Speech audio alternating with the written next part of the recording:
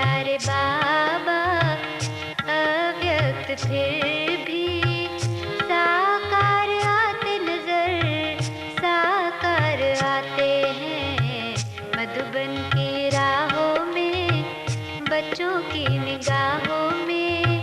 प्यार तेरा पाते संसार तेरा पाते हैं मधुबन की राहों में।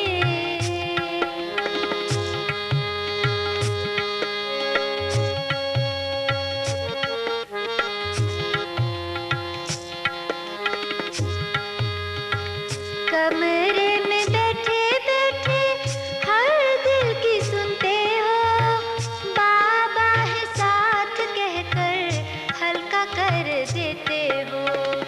कमरे में बैठे बैठे हर दिल की सुनते हो, बाबा है साथ कहकर हल्का कर देते हो। सुख में लहराते हम गम भूल जाते हैं, साकार आते नजर, साकार आते हैं मधुबन की राहों में, बच्चों की निगाहों में। प्यार तेरा पाते संसार तेरा पाते।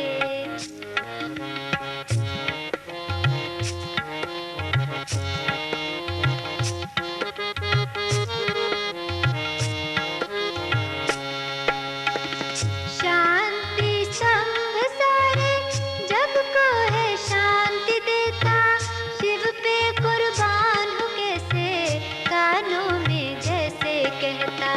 शांति संग सारे जग को है शांति देता, शिव पे कुर्बान हो कैसे कानों में जैसे कहता। कुटिया में खत लिखते प्यारे प्यारे पाते हैं, साकार आते नजर, साकार आते हैं मधुबन की राहों में, बच्चों की निगाहों में। प्यार तेरा पाते संसार तेरा पाते।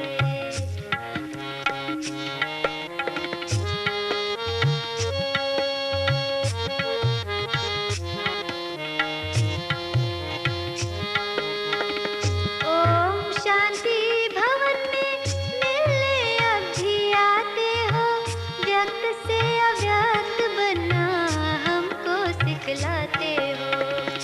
ओम शांति भवन में मिलने अब भी आते हो, व्यक्त से अव्यक्त बनना हमको सिखलाते हो। चारों धाम तीरथ तेरे कदमों में पाते हैं, साकार आते नजर, साकार आते हैं मधुबन की राहों में, बच्चों की निगाहों में। प्यार तेरा पाते संसार तेरा पाते हैं प्राण प्यारे बाबा अव्यक्त फिर भी साकार आते नजर, साकार आते हैं मधुबन की राहों में, बच्चों की निगाहों में। प्यार तेरा पाते संसार तेरा पाते, मधुबन की राहों में, बच्चों की निगाहों में। प्यार तेरा पाते संसार तेरा पाते हैं मधुबन की राहों में, बच्चों की। ओम शांति।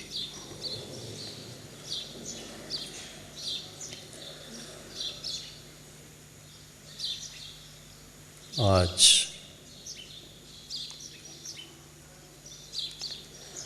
बाबा के स्मृति दिवस, सो समर्थी दिवस में भाग लेने के लिए,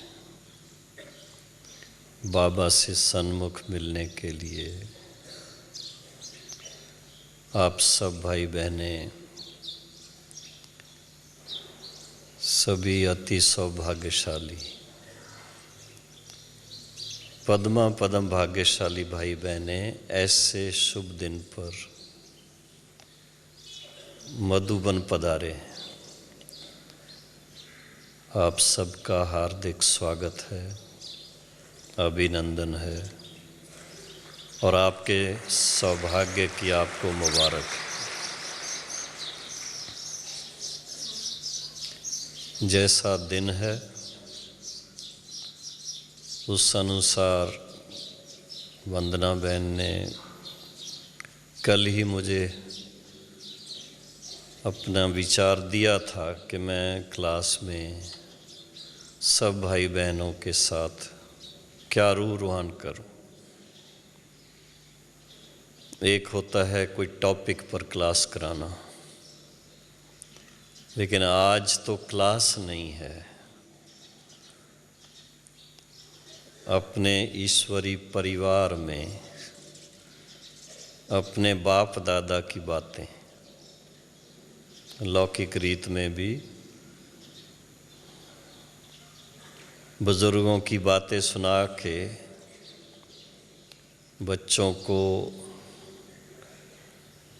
कुछ अपने ईश्वरी परिवार की बातें सुना करके आप सबको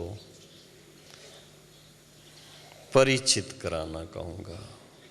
क्योंकि ब्रिजमोहन भाई सुना रहे थे कि बहुत से भाई बहन हैं जो साकार बाबा से मिले ही नहीं हैं। उन्होंने कहा, मैंने जब हाथ खड़ा करवाया तो केवल एक माता जी ने हाथ खड़ा किया कि वो बाबा से मिली थी, बाकी साकार बाबा से मिले ही नहीं हैं। फिर भी साकार बाबा के बारे में दादियों से, अन्य भाई बहनों से सुन करके बहुत सारी बातें तो आप सब जान गए हैं। बाबा की जीवन कहानी भी पढ़ी होगी, उससे भी बहुत सारा परिचय हो जाता है। फिर भी सन्मुख जिन भाई बहनों ने बाबा से मिलन मनाया है, साथ में रहे हैं और बाबा से डायरेक्ट पालना ली हुई है, वो अलौकिक पालना कुछ अपने ही किस्म की है। और हर एक बच्चे से जिससे भी आप सुनेंगे उसकी अपनी विशेष पालना है।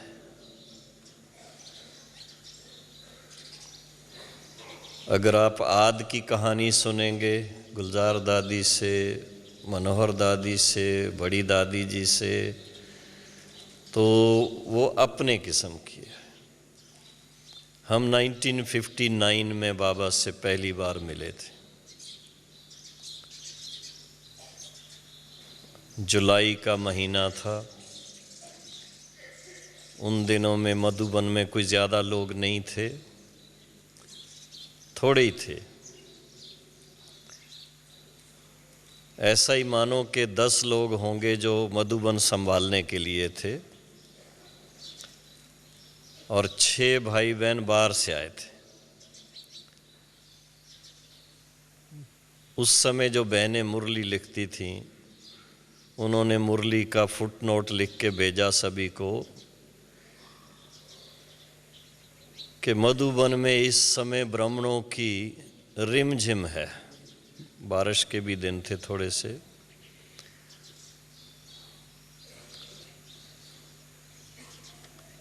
लेकिन वो थोड़े से दिन जो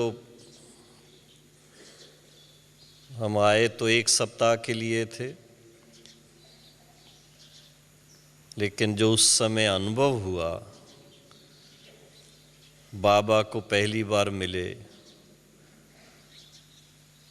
जो अपनापन महसूस किया, जो शांति का अनुभव किया, जो शक्ति का अनुभव किया, जो प्रेम का अनुभव किया, जो सच्चे सुख का अनुभव किया, उसको छोड़ के जाने का मन नहीं था। तो 7 दिन के बाद मैं 3 दिन और बाबा से मैंने कहा बाबा मेरा तो जाने का मन नहीं है। बाबा ने कहा बच्चे आपका घर है, जितने दिन रहो आपकी इच्छा है। तो मैं 3 दिन और रहा था। वो 10 दिन का जो अनुभव है, उस समय के अनुभव में बाबा ने प्रैक्टिकली ऐसा अनुभव कराया था जो हम लोग कभी कभी सुनते हैं, तुम ही से मिलें, तुम ही से बोलें, तुम ही से खेलें, तुम ही से खाएं और तुम ही से रास रस जाएं। ये भी साथ में अनुभव किया था।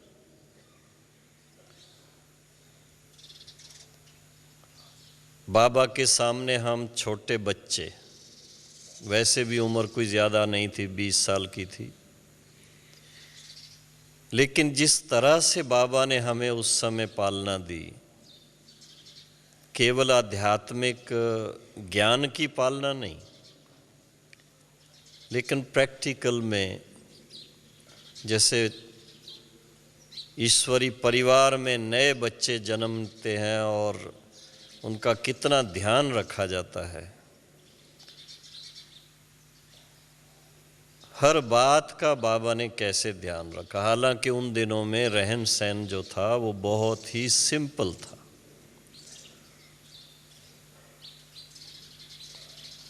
मधुबन में आप सब गए होंगे, बाबा का रूम देखा होगा।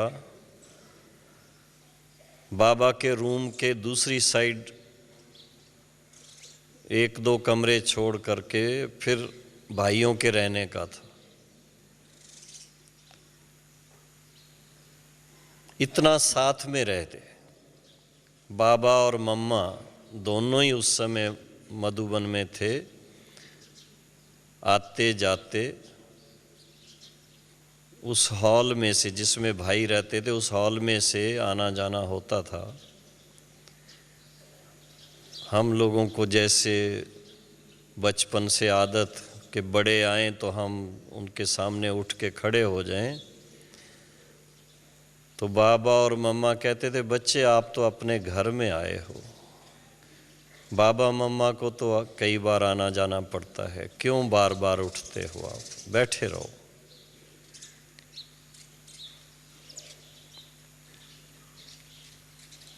उन 10 दिन में सबसे पहली बात जो बाबा ने हमें अनुभव कराई, वो मैंने पहले भी कई बार क्लासेस में सुनाया है। पहली मुलाकात में शिव बाबा ब्रह्मा बाबा में कैसे ब्रिकुटी में विराजमान है, उसका एक प्रकार से मैं मानता हूँ दिव्य दृष्टि का या दिव्य साक्षात्कार का अनुभव कराया था। जैसे मैं सन्मुख देख रहा हूँ और अपने दिल में पक्का किया कि अब जब आप हमें मिल गए तो आज से हम आपके हो गए। फिर इसके बाद बाबा ने बहुत प्यार से जैसे अपने बच्चे को गोद में बिठा के मुख मीठा कराते हैं, वो अनुभव कराया। तो बच्चों को माँ बाप अलौकिक रीत से भी कैसे मिलते हैं वो अनुभव किया। फिर इसके साथ में बाबा की अपनी जो दिनचर्या थी, कैसे सुबह को, उन दिनों में अमृत वेले का क्लास नहीं होता था, सुबह 4 बजे का योग नहीं होता था। बाबा और मम्मा जल्दी उठ के अपना अभ्यास करते थे, हम लोग उठ के नहा धो के तैयार हो के और 6 बजे क्लास में सीधा आते थे। क्लास भी पुराना जो मकान है मधुबन का, उस समय वहीं था जहाँ बाबा की ऑफिस है। क्लास के समय पहले 10-15 मिनट योग था। मम्मा पहले 2 शब्द सुनाती थी, बाबा के सामने ज़्यादा वाणी नहीं सुनाते थे, फिर बाबा की वाणी होती थी। फिर उसके बाद बाबा मम्मा बच्चों से चैम्बर में मिलते थे। चैम्बर में मिलना कहते हैं, प्रिंस प्रिंसेस अपने माँ बाप से चैम्बर में मिलते हैं, मम्मा के रूम में बैठते थे। लेकिन एक चीज़ देखी कि हर एक्टिविटी में बाबा कैसे खुद सोल कॉन्शियस रहते और दृष्टि दे के हम सबको भी उड़ा देते थे, चाहे हम क्लास में और चाहे मम्मा के उस रूम में बैठ के। वहाँ पर चैम्बर में जैसे पारिवारिक रीति से मिलते हैं, मिलना, कोई गीत सुनाए, कोई कविता सुनाए और बाबा से दृष्टि लेते, मम्मा से दृष्टि लेते, मुख में टोली खाए। इसके बाद फिर बाबा पत्र वगैरह लिखते थे, हम लोग अपना नाश्ता पानी करके, बाबा कहते थे बच्चों जाओ घूम फिर करके आओ, माउंट आबू बहुत इंटरेस्टिंग जगह है, मंदिर हैं और है, सब देखो। या तो वो देखने जाते थे या तो पुरानी एल्बम्स देखते थे, यज्ञ की शुरू की। 10:30-11 बजे बाबा फिर खास बुलाते थे, मिल कर के बैठ कर के थोड़ा खेलने का होता था, इंडोर गेम्स। और साथ में सिखाने की बात बता रहा हूँ कि आजकल नेचर क्योर वाले या डॉक्टर्स कहते हैं कि 2 मील्स के बीच में, नाश्ते और भोजन के बीच में फल खाना चाहिए। वो बाबा का रेगुलर एक प्रैक्टिकल था, खेलते खेलते साथ में थोड़ा फल भी खाएंगे और बच्चों को भी खिलाएंगे। लेकिन एक बाबा बार बार पक्का करता था, बच्चे याद में रह के खाना है, याद में रहना है, याद में रह के खेलना है। फिर इसके बाद दोपहर को भोजन उन दिनों में थोड़ा जल्दी होता था। कभी कभी बाबा ब्रह्मा भोजन करवाते अपने साथ में, और ब्रह्मा भोजन नीचे बैठ के होता था, टेबल कुर्सी नहीं, चटाई बिछा के और आगे छोटी संदल रख के उस पर भोजन रख करके। और भोजन बड़ा सादा होता था, एक सब्जी, फुल्का, दाल और चावल, लास्ट में थोड़ी छाछ जिसको पीनी हो, इससे ज़्यादा नहीं, भारी कोई चीज़ नहीं। दोपहर के भोजन के बाद जो चाहें वो आराम करें, नहीं तो कुछ पढ़ने का करें। शाम के टाइम पर, उन दिनों में चाय पीने का रिवाज नहीं था, जो आजकल 4 बजे चाय हर एक को चाहिए, वो नहीं था उस समय। 5 बजे से 6 बजे तक बाबा कहते थे बच्चे नेट लगाओ, बैडमिंटन खेलने का। कहते थे सारा दिन पढ़ाई नहीं होती है, पढ़ने का और खेलने का बैलेंस चाहिए, मानसिक और शारीरिक दोनों का व्यायाम चाहिए। और फिर शाम को एक तरफ बाबा की टीम, एक तरफ मम्मा की टीम, स्टूडेंट लाइफ की बात कर रहा हूँ मैं। खेलते खेलते हार जीत तो होती है, तो जो जीत जाएं उनको एक टोली मिले, जो हार जाएं उनको 2 टोली मिले।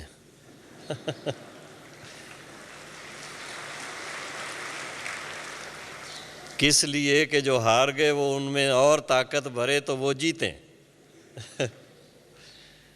बाबा की रस्मों रिवाज दुनिया से सबसे न्यारी।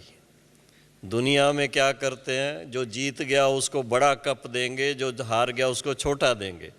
और बाबा फिर हारने वाले को उत्साह में लाने के लिए डबल टोली खिलाए। खेलने के बाद फिर नहा धो के फिर उसके बाद भोजन करते और फिर रात्रि क्लास होता था। रात्रि क्लास में समाचार, जो सेवा के समाचार हैं, वो सुनाए जाते। मम्मा थोड़ा टाइम आके हालचाल पूछती, कुछ शिक्षा देती। फिर बाबा आकर के 15 मिनट दृष्टि दे के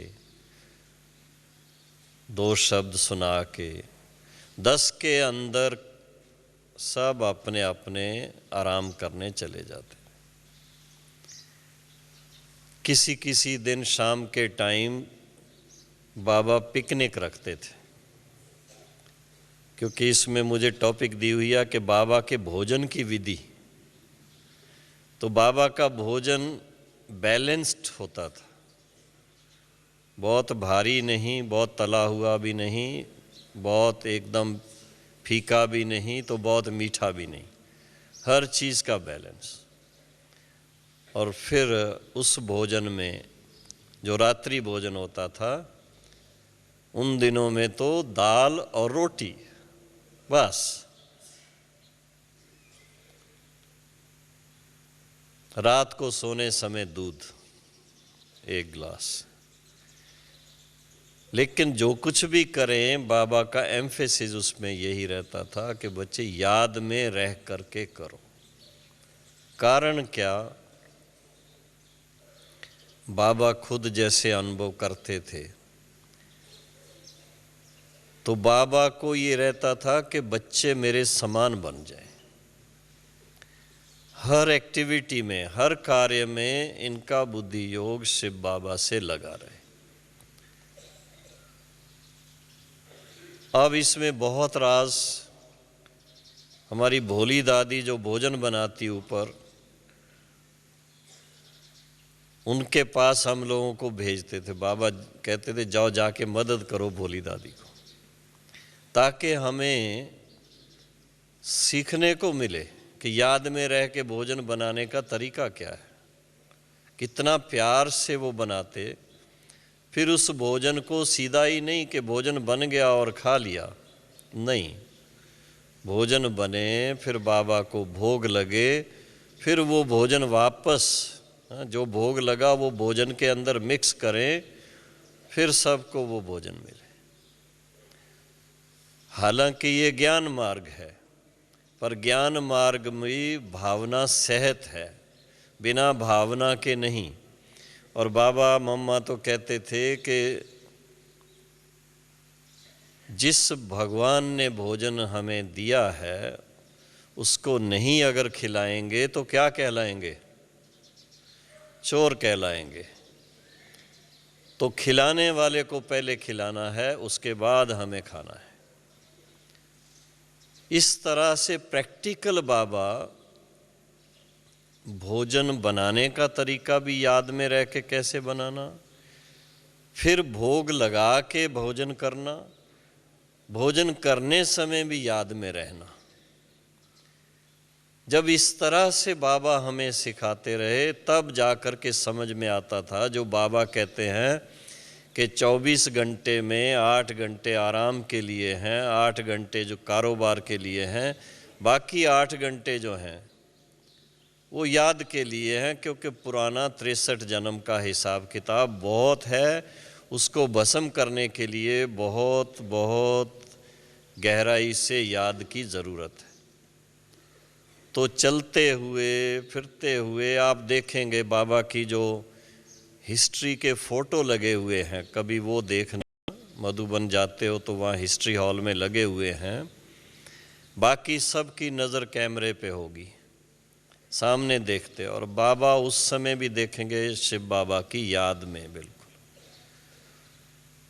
तो हर एक्टिविटी में नेचुरल याद कैसे रहे, निरंतर योगी कैसे बने, और योग से कैसे हमारा पुराना हिसाब किताब चुकतू होता है, उससे आयु कैसे बढ़ती है, ये प्रैक्टिकल बाबा ने अपने जीवन से हम लोगों को एक एग्जाम्पल सेट करके दिखाया।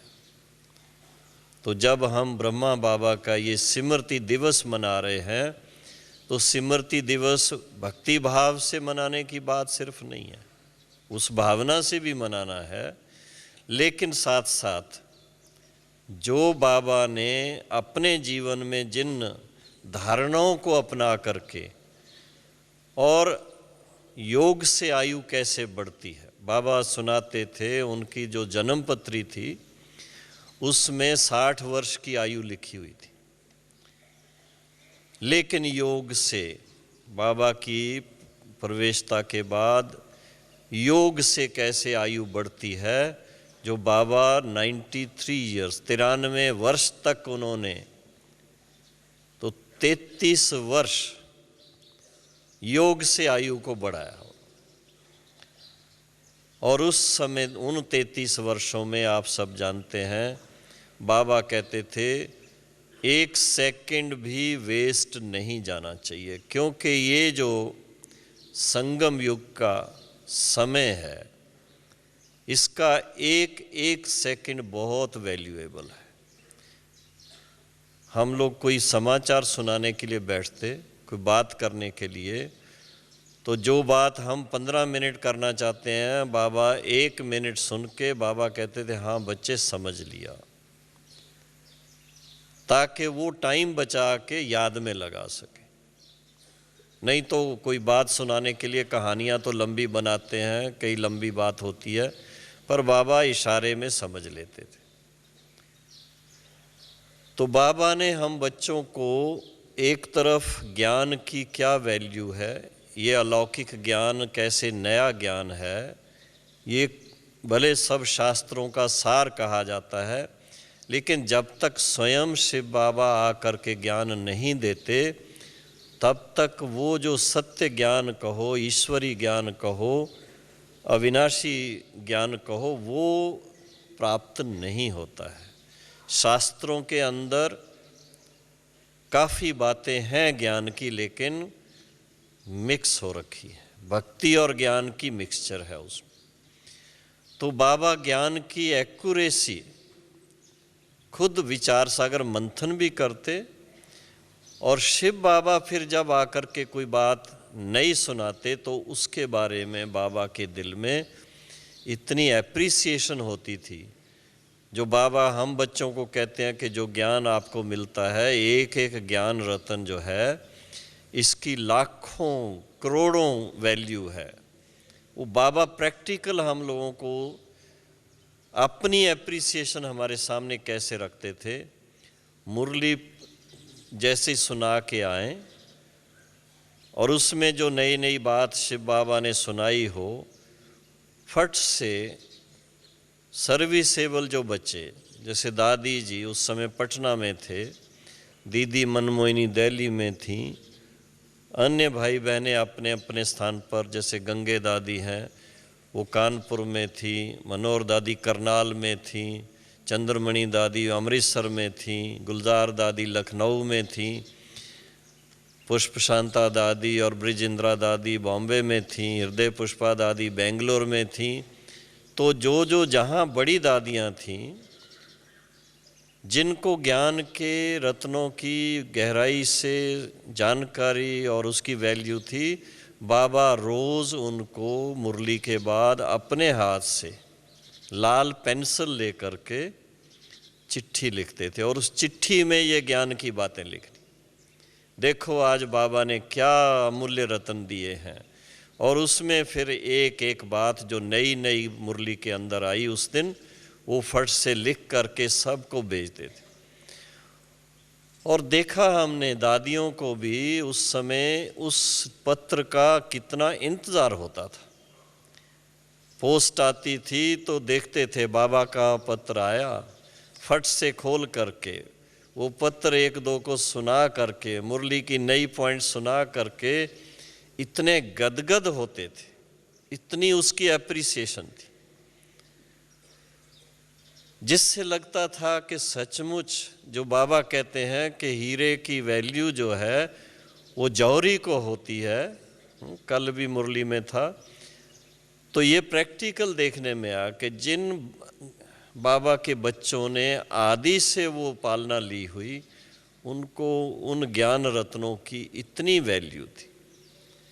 तो बाबा का इस तरह से ईश्वरी जीवन के प्रति जो, और ईश्वरी ज्ञान के रत्नों के प्रति, और उसके साथ साथ में जीवन की पद्धति ज्ञान पर आधारित, योग युक्त, धारणा युक्त जो है, वो प्रैक्टिकल अपने मिसाल से, मातेश्वरी जी के मिसाल से, बड़ी बहनों के मिसाल से, बड़े भाइयों के मिसाल से ऐसा सामने हम लोगों के रखा कि हमें उस ज्ञान को धारण करने या उसको समझने के लिए ज़्यादा मेहनत नहीं करनी पड़ी। आप सबके लिए और भी सहज हो गया, क्योंकि उसके बाद तो जगदीश भाई जी ने इतनी किताबें भी लिख दी, इतना लिटरेचर छप गया, जो पढ़ करके भी आइडिया मिल जाता है, प्रैक्टिकल में भी सामने मिलने से पता लगता है, और क्लासेस भी खूब अब तो मिलती हैं। उन दिनों में तो एक सुबह और एक शाम क्लास होता था, उससे ज़्यादा नहीं। लेकिन बाबा प्रैक्टिकल क्लास कराते रहते, हर एक्टिविटी में बच्चों को अपने साथ रख करके कैसे बात करनी है, कैसे नयों को समझाना है। क्योंकि बॉम्बे में हम रहते थे, 10 साल बाबा के साथ बिताए हैं, तो 10 साल में बाबा 6 बार बॉम्बे आए थे। उस बीच में 2 बार दिल्ली में गए थे, उसके बाद लास्ट के 2 साल कहीं नहीं गए थे। तो वो जो 6 बार बॉम्बे में आना हुआ, बहुत समय 2-3 महीना बाबा वहाँ रहते थे। उस समय हम देखते थे क्लास में कैसे बाबा मुरली सुनाते हैं, इंडिविजुअल किसी से मिलते हैं तो किस तरह से समझाते हैं, और बच्चों से मिलते हैं तो कैसे मिलते हैं जो बाबा को पहचानने वाले हैं। एक एक बात को देख करके जो सीखने को मिला, तो बाबा के सिवा फिर और कोई बुद्धि में आता नहीं है। एक आइडियल एग्जाम्पल अपने सामने आ गया कि हमें करना क्या है, कैसे चलना है, ज्ञान के अनुसार अपनी जीवन को कैसे ढालना है। तो एग्जाम्पल सामने देखने से मेहनत कम करनी पड़ती है, लेकिन ये ज़रूर कहेंगे कि एक्यूरेट बनने के लिए बहुत योग युक्त रहना पड़ता है। इसलिए बाबा की उन दिनों में भी ये खास क्या कहें डायरेक्शन रहते थे, बच्चे अपना चार्ट लिखो। वो चार्ट लिख के बाबा को भेजो, चार्ट लिख के बाबा को भेजते थे, और बाबा चार्ट देखते थे। चार्ट देखने के बाद फिर बाबा अगर कोई करेक्शन होती थी तो वो भी बाबा चिट्ठी में लिख के भेजते थे। लेकिन एक प्रकार से ऐसा कहें कि लौकिक रीत में जैसे पिता और पुत्र का संबंध होता है, मैं ज़्यादा दूसरे संबंधों में गया नहीं। बाबा बहुत ज़ोर देते थे, बाबा बाप भी है, बाबा टीचर भी है, बाबा सतगुरु भी है। मैं आद से लेकर के बाप के रूप में ज़्यादा बाबा के समीप रहा, बाप और बच्चे के रूप में। टीचर के रूप में ज़रूर मुरली पर पूरा ध्यान दिया, सुनने का, क्योंकि टेप बाद में आ गई थी, सुनने का भी, पढ़ने का भी, और बाबा के सन्मुख आकर के सुनने का भी। बॉम्बे में आते थे तो उस समय तो बिल्कुल साथ ही रहने का होता था। लेकिन उन दिनों में देखता था कि मुरली के द्वारा या प्रैक्टिकल मिलने के द्वारा बच्चे जो अच्छा कार्य करते थे, किसी की धारणा अच्छी होती थी, तो बाबा उसको बहुत एप्रिशिएट करते थे, बहुत आगे बढ़ाते थे। हम लोग बल्कि कई बार सोचते थे बाबा ये तो हमारे अंदर अगर कुछ है तो आपने दिया है। नहीं बच्चे, हर एक की फिर विशेषता के अनुसार, ये भी एक खास बात थी, जिसके अंदर जो विशेषता थी उस विशेषता को कार्य में लगा करके उस बच्चे को भी आगे बढ़ाया और साथ साथ ईश्वरी सेवा को भी आगे बढ़ाया। मिसाल के तौर पर ये प्रदर्शनी आज जब बनी थी तो प्रदर्शनी के चित्र बनवाने का कार्य बाबा ने बॉम्बे में मेरे पास, आत्म प्रकाश भाई को दिल्ली में, करुणा भाई को बेंगलोर में, तीनों स्थानों पर बाबा ने ये दिया था। मैं और समाचार बाबा को लिखता था तो बाबा का उत्तर आता था, बच्चे नया कौन सा चित्र बना रहे हो। और कभी कभी बाबा खुद अपने हाथ से लाल पेंसिल से कोई ड्राइंग बना के भेज देते थे कि बच्चे ये चित्र तुम तैयार करो। उस पर और मंथन करके फिर आर्टिस्ट से रिफाइन करवा के बाबा को डिज़ाइन भिजवा करके पास करा के फिर बनाते थे। लेकिन जिसके अंदर जो विशेषता, उसको ईश्वरी सेवा में लगा करके कैसे बाबा आगे बढ़ाते रहे। और जिसने थोड़ा भी कुछ किया उसकी वैल्यू इतनी बाबा के दिल में थी, जो प्रैक्टिकल अनुभव होता था। जो कहते हैं भगवान जो है 1 का 100 गुना, लाख गुना देता है, ये प्रैक्टिकल अनुभव करते। और फिर इसके साथ साथ हम बच्चे और आगे बढ़ें और जिम्मेदारी अपने ऊपर ले सकें, उसकी ट्रेनिंग भी बाबा देते थे। बहुत एप्रिसिएशन देते, साथ साथ ट्रेनिंग भी देते। क्योंकि बाबा कहते थे सिर्फ इतने तक ही नहीं। क्योंकि एक बार का मुझे याद है, हम लोग यहाँ आबू रोड में प्रदर्शनी करके 7-8 दिन, गर्मी बहुत थी, थोड़े थक भी गए, ऊपर गए, जाके बाबा से मिले, प्यार से टोली खाई, सब हुआ। अभी मुश्किल से 2 दिन बीते तो बाबा ने बुलाया, बच्चे क्या कर रहे हो? मैंने कहा बाबा थोड़ा आराम कर रहा हूँ। बाबा ने कहा ये आराम करने के दिन थोड़ा है आजकल। मैंने कहा बाबा नीचे बहुत गर्मी थी, मैं थक गया थोड़ा। कहा ये थकने के, आराम करने के दिन नहीं है, सत्युग की स्थापना हो गई है जो आप आराम कर रहे हो।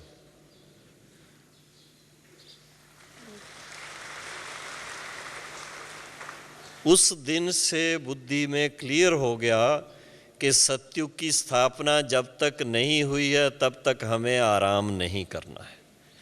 एक बात।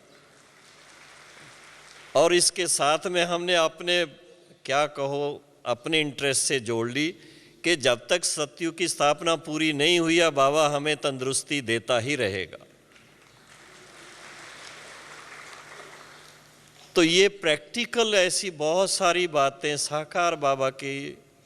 लेकिन बाबा से जो खास बात आपसे मैं शेयर करना चाहता हूँ कि जैसा निश्चय बाबा को सत्युग की स्थापना का, विनाश की बातें तो बहुत सुनते हैं, लेकिन सत्युग की स्थापना का जिस तरह का निश्चय बाबा का था, बहुत कम बच्चों में। बाबा को बहुत क्लियर रहता था। कल परसों की भी मुरली में था, बहुत उसके अंदर वर्णन था सत्युग के बारे में, देवी देवताओं के बारे में, राजाई के बारे में। तो बाबा को जितना एक निश्चय, जितनी क्लैरिटी, जितना विजन एकदम क्लियर रहती थी, उसके अनुसार बाबा को रहता था कि सत्युग को तो स्थापन होना ही है। शिव बाबा आए माना सत्युग की स्थापना करने के लिए आए हैं, ये कार्य रुकने वाला नहीं है। क्योंकि बीच बीच में नई चीज़ जब इस संसार में आती है, उसमें भी खासकर नया ज्ञान आता है, नई फिलॉसफी आती है, तो जो पुराने रूढ़िवादी लोग होते हैं वो कोई ना कोई बात ले करके रुकावट भी डालते हैं, सामना भी करते हैं, थोड़ा तंग भी करते हैं। ऐसे ऐसे समाचार भी मिलते थे। लेकिन बाबा कहते थे बच्चे इनको प्यार से समझाओ, दुनिया वाला हिसाब नहीं। जैसे किसी ने अखबार में कुछ उल्टा सुल्टा डाल दिया अपने लिए, तो भाई बहनों को कई बार ऐसा कहते थे भाई कोर्ट में जाना चाहिए, केस कर देना चाहिए। तो बाबा कहते थे बच्चे ये अगर केस करोगे तो सारी उम्र केस में ही लड़ते ही रहोगे। फिर उनको चिट्ठी लिख के भेज दो। हाँ, अखबार में कभी उल्टा छप जाए तो चिट्ठी लिख के भेज दो, निंदा हमारी जो करे मित्र हमारा सो। क्यों? कि जब कोई निंदा आपकी करेगा तो आपको एक तरफ संकल्प तो चलेगा लेकिन साथ साथ सावधान भी हो जाएंगे। अगर कोई छोटी मोटी कमी होगी तो उसको करेक्ट भी कर देंगे। और देखा गया है कि दिन ब दिन कितनी रिफाइननेस होती गई। रिफाइननेस होते होते जो एक ज़माना था लोगों को कहना पड़ता था कि आप आइए हमारे पास, आपको आना चाहिए, और वो ना करते थे। अभी हम क्या बताएं, बड़े से बड़े हमारे भारत के राष्ट्रपति, उन्होंने जो अपना अनुभव सुनाया, उनसे मिलना हुआ था दिल्ली प्रोग्राम से एक दिन पहले। उन्होंने निमंत्रण दिया था दादी जी को, बड़ी दादी और गुलजार दादी, जानकी दादी, सबको, खास अपने पास राष्ट्रपति भवन में 100 भाई बहनों को भी निमंत्रण था। 100 की जगह 150 गए, क्योंकि अपना परिवार तो अब बहुत बड़ा है। तो बड़े प्यार से मिले, रिसेप्शन दिया, बातें चीतें किया। और उस समय उन्होंने कहा, मुझे अंदर से आता था मुझे इस प्रोग्राम में जाना चाहिए। पहले वाइस प्रेसिडेंट का फाइनल हो गया, फिर इनका भी जैसे समाचार मिला, तो आप सोचिए कि बाबा के कार्य में वाइस प्रेसिडेंट भी आए उसी दिन और प्रेसिडेंट भी आए। ये किसकी कमाल है? बाबा की कमाल है। तो बाबा ने जिन बातों को उस समय आद में साक्षात्कार किया था, जो विजन बाबा की इतनी क्लियर थी, प्रैक्टिकल, वो बाबा कहते थे, बच्चे सत्युग को तो स्थापन होना ही है। विघ्न कितने भी पढ़ें, विघ्न पढ़ने से बच्चे और मजबूत होंगे और शक्ति बढ़ेगी। और प्रैक्टिकल है, जब कभी विघ्न पड़ा तो खास योग का प्रोग्राम रखते हैं। 8-8 घंटा योग होना चाहिए, अखंड भट्ठी होनी चाहिए। उससे क्या होगा? वातावरण भी शुद्ध हो जाता है, वो विघ्न भी टल जाता है, और जो लोग उसमें पार्टिसिपेट करते भाई बहनें, वो आत्माएं और शक्तिशाली भी बन जाती हैं। तो बाबा को जितना निश्चय एकदम कि बच्चे सतयुग की स्थापना तो होनी ही है, उस बात को लेकर के हमें बाबा कहते थे, बच्चे सतयुग की स्थापना हो गई है, जो आप आराम कर रहे हो। जब तक स्थापना पूरी नहीं होती तब तक आराम नहीं करना है। बल्कि इतने तक उन दिनों में बाबा बहनों को क्या कहते थे, जब अगर आप भोजन कर रहे हो और उस समय कोई समझने वाला आ जाए तो भोजन वहीं छोड़ करके पहले उनको समझाओ। तो इस तरह से बाबा की तो बहुत सारी बातें ऐसी हैं, जितना डिटेल में आपको सुनाऊं, ये 1 घंटे में तो बड़ा मुश्किल है सुनाना सर। इसमें अभी एक बात मुझे खास दी है कि सामना करना, समाना और समेटना, इन 3 बातों पर भी समझाना है। तो बाबा ने तो बड़े प्यार से सामना करने के बारे में बाबा अपनी कहानी सुनाते थे। जो शुरू में पिकेटिंग की बात हुई थी, सारा समाज अगेंस्ट हो गया था, लेकिन क्योंकि शिव बाबा का कार्य था, तो समाज के लोग कहें कि आप इनको बोलो, हाँ, पवित्रता के ऊपर, तो बाबा कहते थे, बाबा नहीं कह सकते, ये तो शिव बाबा ने, उस ऊपर वाले बाबा ने कहा है, पवित्र जरूर बनना है। उसी बात पर बहुत सामना करना पड़ा। यज्ञ की हिस्ट्री में आप लोग सुनते होंगे, लोगों ने पिकेटिंग की, सब किया, बच्चे जो रहते थे अंदर उनको भूखे रहना पड़ा, लेकिन एक बल एक भरोसे, एक निश्चय कि जिसका हुक्म है ये पवित्र रहने का, मैं उसको टाल मटोल नहीं कर सकता, मैं उसको इधर उधर नहीं कर सकता। बाकी सब बातों में क्या भी कहो आप, लेकिन इस बात के लिए कभी। ऐसा दृढ़ निश्चय बाप की तरह हम बच्चों के दिल में अपनी धारणा के प्रति भी रहना चाहिए, मैं ये मानता हूँ। इसके साथ साथ में है, बाबा ने बहुत प्यार से हम लोगों को समझाया, बच्चे जो बीत गया सो ड्रामा, 1 सेकंड में उसको समा दो, ना उसका वर्णन करो, ना उसकी और बातों में जाओ, थोड़ा सा उस पर विचार करो, इसका मूल कारण क्या था, आगे के लिए उस कारण का निवारण कर दो। लेकिन उसके वर्णन में ज़्यादा ना जाओ, उसके डिटेल में ज़्यादा ना जाओ, वो टाइम आपका वेस्ट होता है। जो बीती सो बीती, कहते थे उन दिनों में, बीती को चितवो नहीं,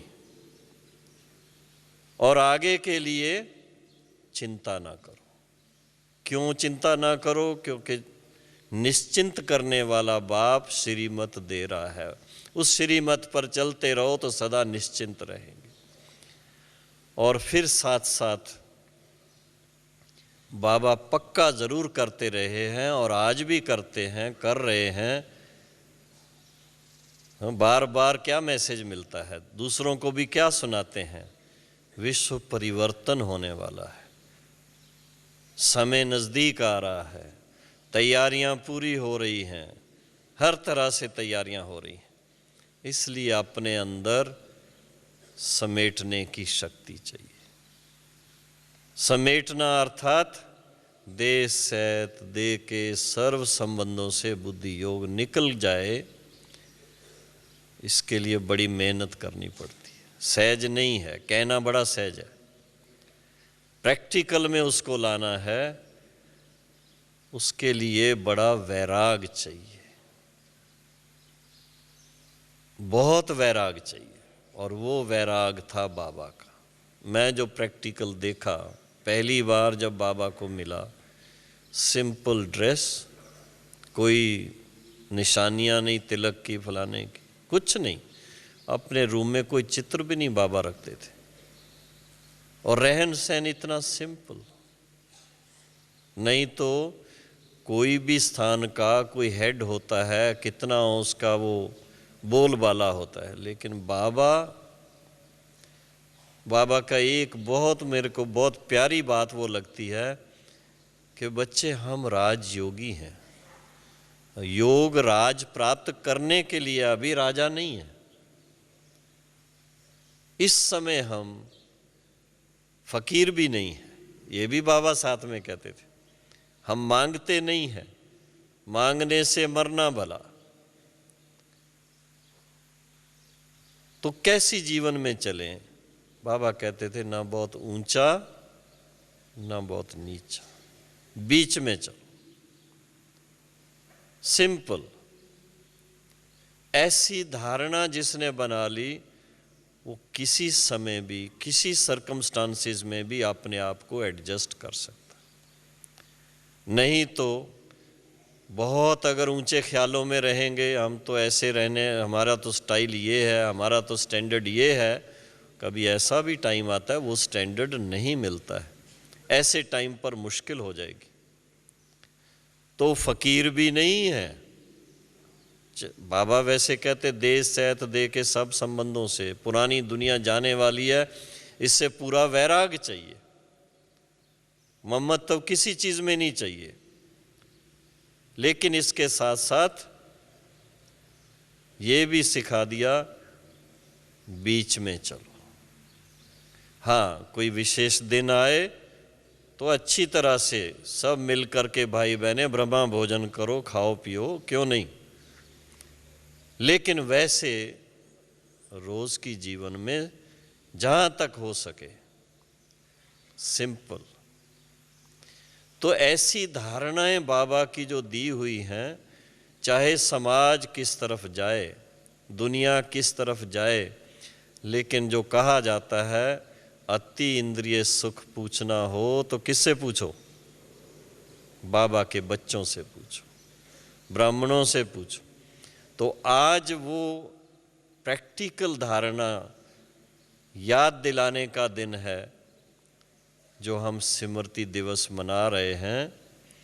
बाबा की वो जो छवि है, बाबा की जो पर्सनैलिटी है, एकदम रॉयल।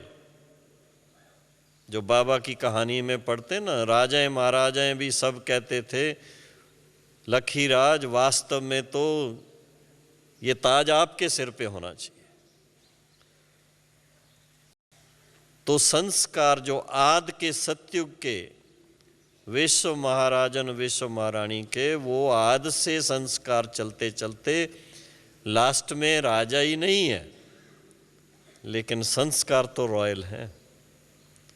तो जैसा बाप वैसे बच्चे, अपने आप को भी उसी रूप में देखना है।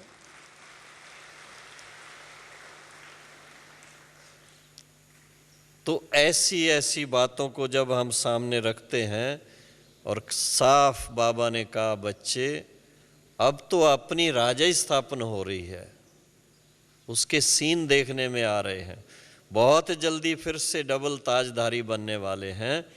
उसकी तैयारी करने के लिए पुरानी दुनिया से लंगर उठा देना है। उसको दूसरा नाम दिया है समेट लेना है। समेट लेना अर्थात जीते जी अपना तन मन धन ईश्वरी सेवा में ऐसा लगाएं जो उसका 21 जन्म तो क्या 84 जन्म ही पूरी प्राप्ति होती रहे। ऐसा अपने दिल के अंदर दृढ़ संकल्प करके स्मृति दिवस का प्रैक्टिकल स्वरूप हम बन जाएं, जो बाबा के सिवा दूसरा कोई मन में आए ही नहीं। इसको कहेंगे बाबा के फुटस्टेप्स के ऊपर चलना, बाबा के कदमों पर कदम रख के चलना। ओम शांति।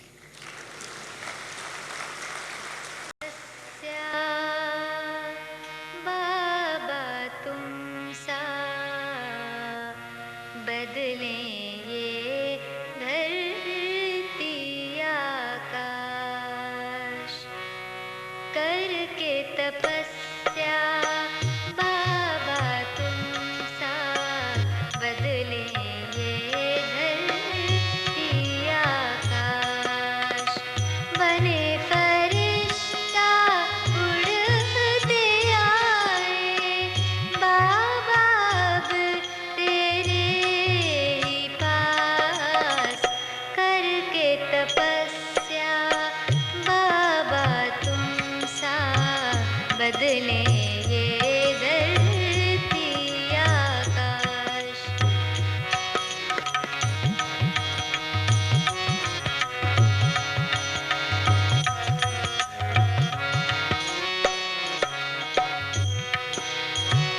इस तन में हम प्राण धरे हैं बाबा तेरे ही खातिर, इस तन में हम प्राण धरे हैं बाबा तेरे ही खातिर, जग में पुराने ठहरे हैं हम जग परिवर्तन की खातिर, सेवा के शुभ संकल्पों से सजे